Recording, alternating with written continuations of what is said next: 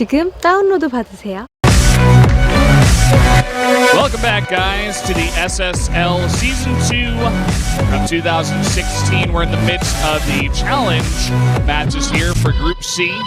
And it's getting down to the wire here as we get later on in the day. That's right. We have aLive is going on to the next round. He's got 6 wins. This is like impossible for him to fall out of here. He's played the most games as well. It's funny how when we get to these groups, sometimes we pick one guy who we think is going to excel right from the get-go, and it doesn't always end up being that guy. But you and I both picked aLive to get out of this group, so I guess we can always look at that. Pat each other's on the back. And there you go. There we go. Here's the actual standings for you guys. The next match will be aLive versus Rogue. Rogue with 0 away wins and a 3-4 record has to win the rest of his games, and then we'll see where everyone else is at. Like we're not going to do every single math problem for you right now, but Rogue has to win here or he's out. I think if both Rogue and Impact, well, actually that's interesting. They could kick out Deer perhaps because if they both win, I think they both have a map against Deer coming up. So if they both win, Deer will be knocked out, but then probably Jokji has more away wins, so he would get through. So there's still the potential for that. Obviously, Deer looks like he's the guy that's going to get out. Oh, not Jokji. It's like Impact. Yeah. Not Jokji. Replace Jokji with Impact. So, both the Zerg players. Yeah, if Deer... If they both beat Deer, then Deer is out and probably Impact gets in. Yeah. So there's still a chance. There's still a chance. There's going to have to be some headlights for him to mess up that bad, I think. But I think he may have to lose to Jokji, which it could happen. Could happen, It's on Arena. Yeah, so. And we got that coming up soon. So I think that's match number 24. But first we are going to jump into Rogue versus aLive. Okay, Rogue versus aLive. Rogue must win everything from here. He's in a similar situation to what SOS was in, where it's like, ooh, a bunch of weird stuff has to happen, Rogue, for you to get through. He's been playing better and better progressively throughout the night. There's a possibility that he can do it. Yeah, there definitely is. aLive, he can kind of sit back on his laurels. He's like, oh, I won. I already got through. I think he's still going to be playing for pride. He wants to be the guy who gets out 8-2, so people fear him. He can, be picked later, stuff like this matters, And that would fit the pattern, too, because TY went like 9-0, and then Classic went like 8-1. Yeah. So if he goes, like 8-2, there you go. And then the D group, it'll be like Zest with a 7-3. Yeah, probably. That makes sense. Yeah, and it just keeps going down there. A lot of strong players in that group. But guys, Rogue has picked Frost again up against the Terran. The Zergs, both him and Impact, are really liking this map up against Terran, so he picks it here against aLive. Let's see how it goes down right now. No surrender, no trigger, fingers go, living the dangerous life.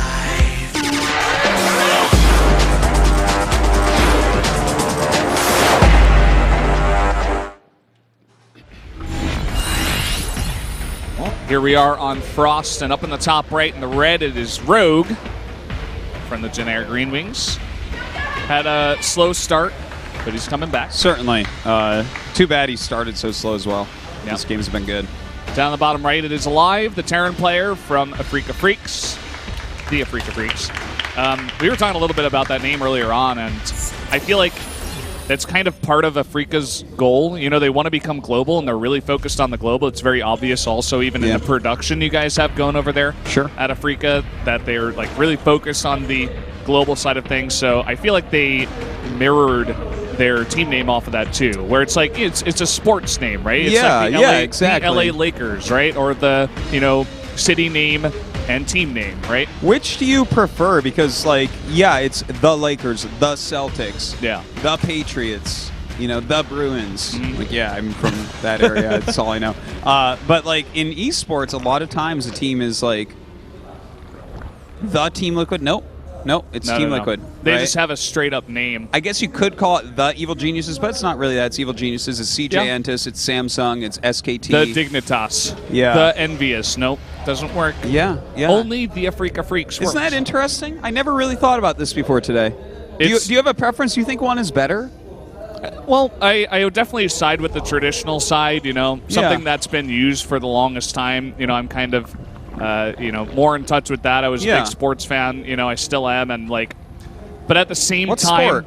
StarCraft? Hockey. Oh, hockey, okay. No, CSGO. Oh, okay, there you go. Hockey, that's neat. Why do you have 3 quarters? Quarters come in 4s. That's weird. Anyways, continue, What? please. No, we have periods. It's not quarters. What? Get out of here. That's my hockey joke. Okay. Okay, All so right. you prefer You successfully tilted the hockey. Yeah, no, I did. I'm I like, nailed what? you. You're not serious, right? I played you like a fool. Yeah. Okay, so you really like having the team name. I think it can give you more pride. It's there's cool nicknames. I've heard sports fans say cool. The Pats. That's what people say the back Pats. home. Oh man, the Pats are playing this weekend. The Habs. You can't say, oh man, CJ Entis is playing this weekend. You don't have as much as a connection or something. Yeah, it's the company is. What are they playing? Are they playing baseball? The thing is, we give them nicknames too. It's you don't call him CJ Entis, you call him CJ. Yeah. You don't call it SKT T1 Telecom or whatever. It's SK or SKT. Yeah, but and I'm sure the companies are really happy about that. We keep on saying their company name over and over, and their sponsorship is really working out. But in terms of what is better, I feel like it's just what everybody else does. Right? It's just wow. Actually, let's take a look at this. Beyond and Deer talking to each other, discussing some strategy, but. The esports thing is to have just a company name or the team name where you can't put a "the" in front of it. There's no nickname, right? No "the Freaks" or anything like that. Whereas the esports way, as outside of the Freaks, everything is just Dignitas, Envious, Fnatic, CJ Entis, right? All this stuff. So it's an interesting discussion. It is. I'm not 100% sure I feel about it, but I'll be thinking about it more in the future. Yeah. Come back maybe on Saturday. Yeah, I'll have a better... You have an answer for me? I'll have a better answer at that point. Okay. By the way, about it too. And before we talk about this game, I want to break some news. Well, it's not breaking news, more I think Byun is going to join Samsung. We have caught him 4 times on camera sitting next to Stork. And we just saw Deer and him talking like they're good old friends. Yeah, I mean, I didn't want to say anything, but I think you're right, Artosis. Yeah. I think you're right. It's becoming clearer and clearer the more we see It would this, make sense. Right? They're one of the teams that kind of needs to pick up another really good player. It's not like he's in the booth talking to Impact, okay? No. It's really clear what's going on here, it seems. So, I don't know when that's actually going to happen, or, it still may not happen. They could be in negotiations, or we're not even 100% sure. Maybe he's just a really good friend of Deer and Stork. Absolutely. He could just be good friends with them, but I don't know. I keep seeing it, and the way that they were just talking to each other, I'm like, oh, yeah, I know what it looks like when friends talk to each other. Maybe he's already living in the house. Who knows? I don't know. I mean, they're definitely friends. He's playing so well. He must have great practice partners, right? Samsung would be great practice partners. Practicing with Armani all the time. Yeah. Getting in there, practicing with reality. Then I looked at the 1,000 won note, and I saw this triangle on the back with an eye in it, and it just made sense. He's figured it out, guys. Artis, this is the prophet. Yeah. Reaver being annoying. Gonna be cleaned up. All right. I guess we can talk about the game, right? It's this is a pretty quick third command center from aLive. Over on Rogue's side, though, look at this. He's going into Zergling upgrades. He is getting the Warren. I wonder if we're going to see a lot of Ravagers coming like we saw before, or do you think it's just going to be a Ling Bane with Well, then what's the Roach Warren for? Yeah, I know, right? It's not for safety. No, you wouldn't think so. You're not going to be building safety roaches now. It could be Ling Bane Ravager. It's interesting. It's not easy on the gas, that's for sure, but he's already taken all 6 gases pretty fast. So, I mean, well, look at this drop. I mean, it's going to come in, it's going to cancel that 4th base. And that's part of the problem with spawning in these locations. Unless Rogue wanted to put it all the way in the top left of the map, he has to put it there. Roach speed on the way right now. Baneling speed as well. Infestation pit coming up. Wow, just targeting down those Banelings so quickly. Oh! Actually, a decent connection does force him to lift off. Yeah, and he is going to be backing off from here. 1-1 completed for the ground units, the melee units, I should say, of the Zerg now. And he is making those roaches, and that's a pretty fast infestation pit. Yeah, I wonder if he's like going to rush to Hive from this. I wouldn't be too surprised because we've seen more and more success with that out of Zergs, like 3-base Hive type of play. And I mean, Impact almost pulled it off, right? Rogue almost pulled it off. It's one of those almost builds. Yeah. It's like, wow, I can almost win with this. Only Dark can really win with it. I think we've seen someone else win with that. I'm not exactly sure who it was, but Dark is the most consistent guy who, you know, that plays Zerg. Yeah. Well, nice little drop coming in here. Trading a bit with the mains. Nicely done. And there's that Hive right on the way. The 2 infestors. Yeah. No pathogen glands. Upgrade. He's just going to get them clean. Straight out of the factory. No modifications. Way of speaking. Yeah. No modifications here. Yeah. You know, Abathur would be sad, but such is life. Yeah. And I think it's going to work out. I mean, he's relatively safe. You know, he had to cancel the 4th base once, but it's not the worst thing in the world. He's going to get it up now. And his creep spread is really, really nice. aLive has done a decent job pushing back creep, but look at that spread. It's all over the place. He's got it up behind all his bases on both sides even. So that's going to buy him some extra time that he needs. He's going to have the extra roaches to tank a little bit more damage. He has speed for the banelings. 2-2 is going to be finishing. Rogue is kind of playing this well, man.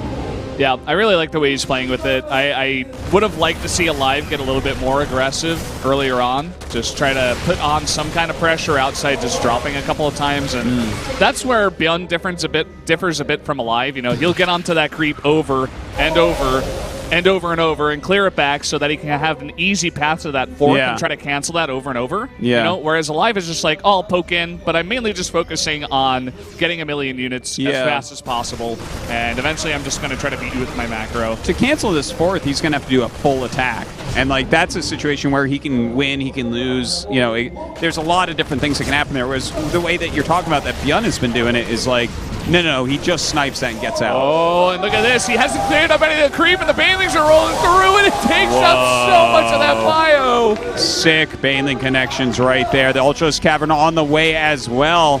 Rogue looking okay. We do have aLive hitting a pretty high supply, though. He's nonstop on this macro. He's continuing to do some harassment as well, which is really annoying here for Rogue. Rogue, he was trying to save up a bank, but now I think he realizes he needs more Banes, and he morphs 17 of them. He still hasn't dealt with this. Looks like with no medevac over here, he should be able to eventually clean this up, but 11 drones go down, and in fact, aLive backs off. Okay, looks like he just went... No. Oh, he's thinking about it. Okay, it looks like he's just regrouping, and he might go for another attack here in just a bit. All right, aLive is bringing out all of his units. A huge slew of them coming right now. Single Zergling harassment right there. But look at all those medevacs. Yeah, quite a few. Now, he does have fungals. 9. He does have corrosive bile, so there's a possibility he gets a lot of these. Oh, he actually dodges out. Great boost on that medevac. Yeah, gets out of the way there, and the corrosive biles don't really land, and this is just so much bio. With the Widowmine support, too. Like the run by. Not sure that's going to save his base here, though. He doesn't have many banelings, and the fungals are kind of landing, but there's still so much in the back. Yeah, he loses that 4th base. This is very much what this matchup looks like in Korea right now. The 4th base dying as the Ultras are about to pop out. Oh, look at all those Overlords that just went down. He's totally supply blocked. Oh, man, that's a huge supply block as well. He better lose some of this army. Even if he does, he's going to be supply blocked. Yeah, no, this is really tough. 5 Overlords on the way. Is going to give so much momentum to aLive. By the way, back at aLive's base, that run-by is still going on. He's lost 15 SCVs. Oh, wow. That Zergling run-by doing a fantastic job. If he can actually hold on here, but all the Titan's plating and the Ultraless Cavern, it all goes down. That hurts so much. Losing the Ultraless Cavern is not such a big deal, but chitinous plating takes a while. You really need that. And you also need to rebuild the Ultraless Cavern, you know? And it's hard to do all of this when you're sitting on 3 base, your main is mining out, and you have no support for your Ultraless. Yeah. Very tough. Look at that. He's sitting under a liberation zone as well.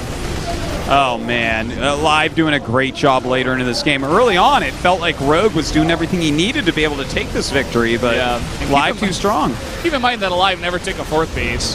He never even thought about it. There's no command center out there. He's just macroing off of 3 bases and trying to put on consistent pressure. Constant pressure that just never ends here. These Banelings want the Marines. Yeah, so badly. I don't know, man. I'm feeling very bad for Rogue because he has to win this game to have a shot. And it is, like, technically, I guess, 3 base versus 3 base. He does have ultras, so the game isn't over. But he was, like, if aLive was a little bit later on all this, I feel like Rogue would be at a big advantage right now. Instead, I feel like he's at a disadvantage. Yeah, that's for sure. We have this nice little run by coming over here. No repair. Just going to run in. The Marines should be able to deal with this. Just annoying at this point. Forcing some more multitasking, splitting up that army a little bit. Another army moving out for aLive. He has a lot of energy on a lot of medevacs here, so can sustain for a long time. But quite a few Banelings, Corrosive Vials, those do a lot of damage all at once. Yeah, and here we go. The Ultras in this army definitely going to help out. Oh my god, that Widow Mine. Wow. Okay. So painful. Hits a ton of Banelings there. The 4th base is going to fall again. And he just has no way to actually lock this down. He has no fungals. He has no more Banelings left. They're morphing. Some Ultras are coming out, and some of the Banelings do morph and come out here and push him back, but he can easily just drop and regroup and go for it again. I mean, Rogue struggling to hold on at this point.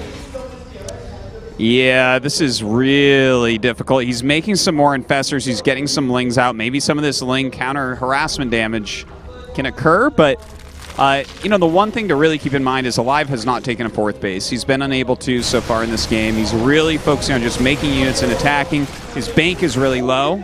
So there is still a chance here for Rogue. He just needs to stay very cost efficient. Another run by into the 3rd base is going to delay a lot of mining here, and that's not a big bank for aLive. He needs to be mining right now from the only bases that he has.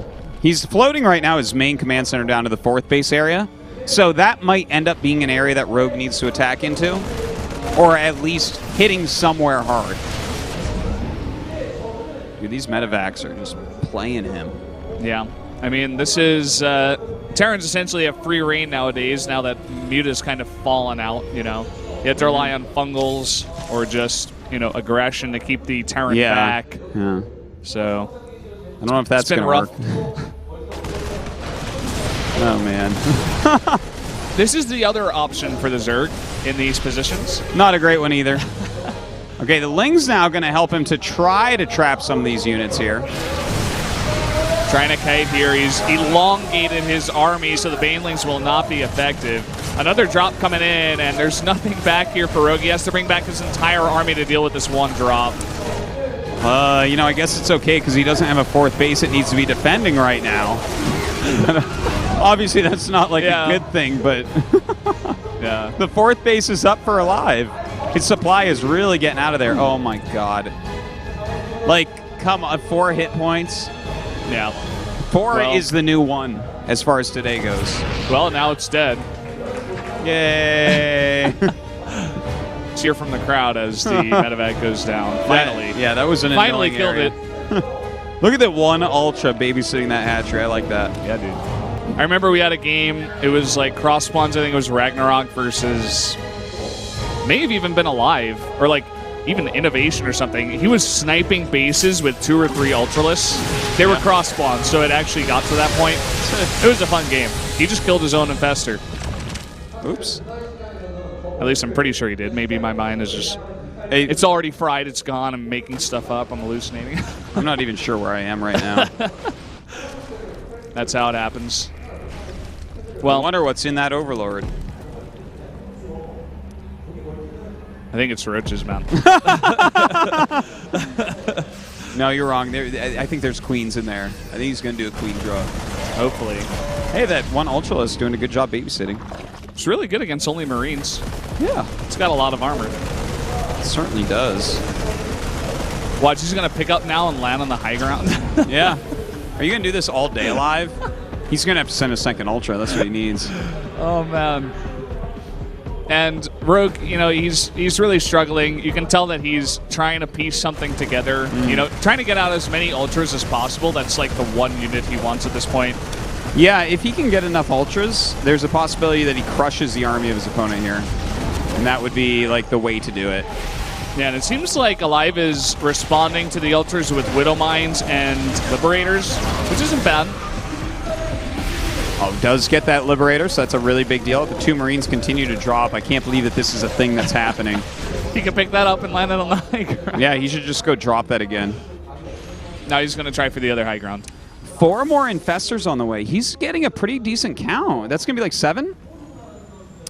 Yeah, unfortunately he still doesn't have glands, but yeah, if he can delay it sucks. for long enough. Oh, look at this one! That's a fungal right there. And the Ultras come in right now. A bunch of Corrosive Biles going down. And this is the type of engagement he's been looking for, but it's still not enough. Oh, man.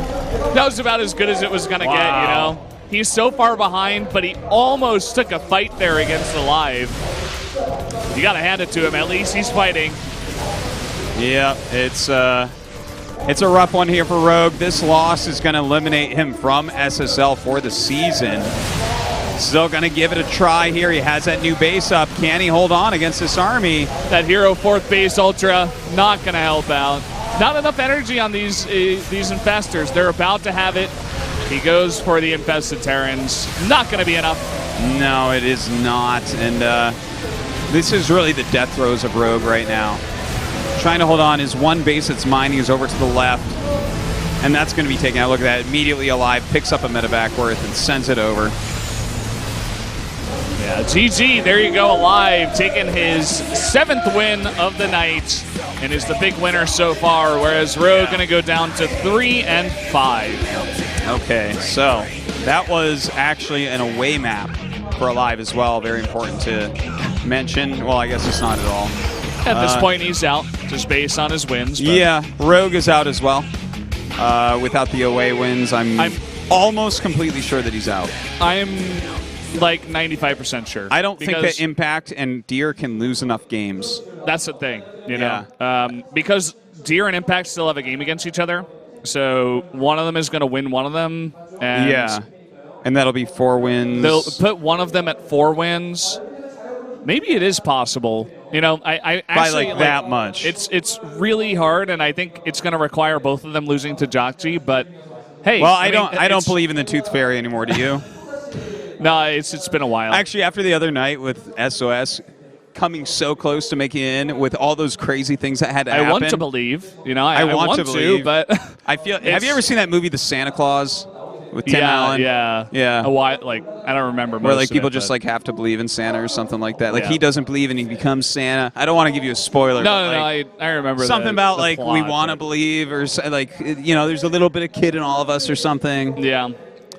So Rogue's pretty dead though. yeah, he's pretty screwed. Oh, the thing is, like, even if he goes 5-5, right? well, The tie breaks just are never going to be there for him. Yeah, let's see who he'd have to beat. Actually, he's set 23. He's going up next against Jockji, which he can win. He can technically make it in, right? He can go 5 and Deer 5. only has 2 away wins, so maybe. No. I hate trying to guess this. No. I hate This is the fun part. It's this. because slowly over the course of the cast, we become more and more insane because it's been like, you know, we're on hour 8 at this point. So then we try to do math on stream at the same time. And generally, you know, like Hearthstone casters that haven't been casting for this long, they try to do math in the first game and they can't do it. So we're trying to do even more complicated math.